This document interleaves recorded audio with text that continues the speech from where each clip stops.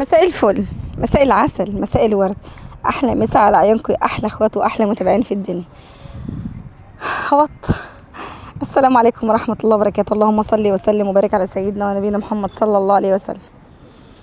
انا طبعا ما نزلتلكوش فيديوهات من فتره لان هقول لكم تاني، اكيد باين من صوتي كان في عندي شويه مشاكل صحيه كده، والحمد لله الحمد لله يعني.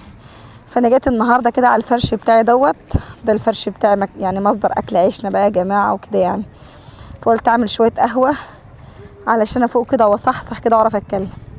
سامحوني ان انا بنهج وانا بتكلم، لان زي ما قلت لكم ان كان في شويه مشاكل صحيه كده الحمد لله، والحمد لله يعني بتعدي على خير ان شاء الله يعني الحمد لله.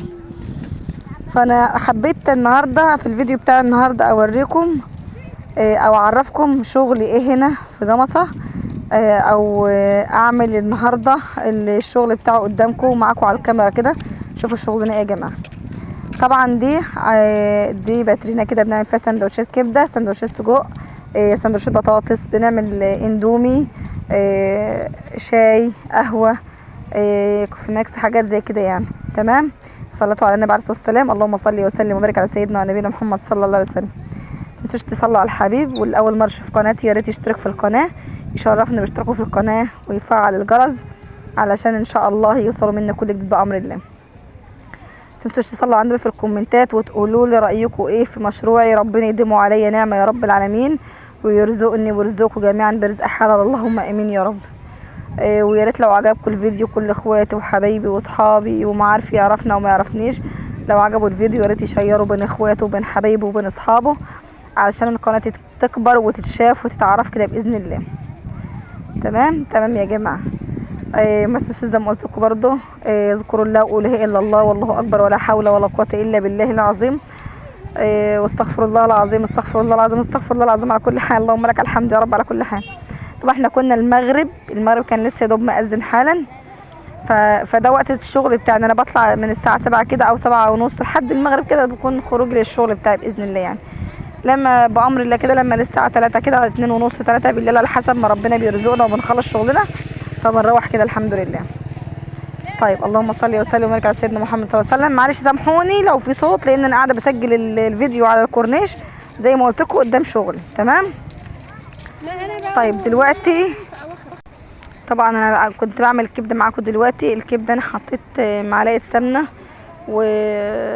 وقطعه كده من اللي هي يعني جايبه نص كيلو ليا على علبه سمنه الهانم، ومسيحهم على بعض وبعملهم مخصوص للكبده. بسم الله ما شاء الله تبارك الله، بتديكي ريحه وطعم وحاجه. بصوا اخر حلاوه اللهم بارك يعني. فحطيت كبشه كبيره ولا كبشتين كبار كده من السمنه اللي هي مساحه بالليه اللهم بارك زي ما انتم شفتوا. وبعدين نزلت عليهم براس توم كبيره كده مهروسه بقرن فلفل احمر، ورحت رايحه بقى مشوحاهم كده لما ريحتهم الحلوه الجميله طلعت بالصلاه على النبي كده ما شاء الله تقلب الدنيا كده الاول. وبعدين رحت نازله عليهم بالكبده بتاعتي شوحتها زي ما انتم شايفين. وبعدين نزلت عليهم بالبصل والفلفل الاخضر بتاعي زي ما انتم شايفين. انا معاكم واحده واحده اهو، ما مشيناش ولا رحنا مع بعض في اي حته. طبعا انا خليت الحته الوسطانيه دي علشان الدهون كلها تنزل جواها يعني. لما انا خليت فضيت المكان الوسطاني كده من الصينيه، طبعا السمنه بتاعتي نزلت جواها. فحطيت في قلبها معلقه كبيره كده خل، ومعلقه من الثوم المهروس اللي دقه الثوم المهروسه اللي انا عاملاها. طبعا بقى لو انتوا شميتوا الريحه دي بسم الله ما شاء الله تبارك الله اللهم بارك، بتخلي الكبده بصراحه ربنا بتقلب الدنيا وتخليها في حته تانية خالص يعني. اللهم بارك، ريحه بقى وطعم وجمال مفيش بعد كده اللهم بارك يعني. فخلاص احنا كده قلبناها ونزلت بقى جبت معلقه كاري كبيره، حطيت معلقه كاري كبيره وحطيت معلقه كبيره برضو بهارات كبده ومعلقه كمون ومعلقه شطه وشويه الملح الحلوين بتوعي، ورحت مقلبهم تقليبه حلوه اللهم بارك. الكمون زي ما قلت لكم يا جماعه بيحوش الزفاره، والشطه طبعا الكبده ما تاكلش من غير شطه، والكاري بيحلي الكبده على فكره. انا بحب احط عليها صويا صوص، بس صراحه في الوقت الحالي ما كانش عندي صويا صوص، فهي كده تمشي وكده تمشي يعني، ان زي ما انت عاوزه يعني. ده اختيار زي ما انت عاوزه. انا بحب احط لها صويا صوص بيديها طعم حلو قوي، وهي دلوقتي كده في منتهى الجمال وفي منتهى الحلاوه على فكره يعني. تمام.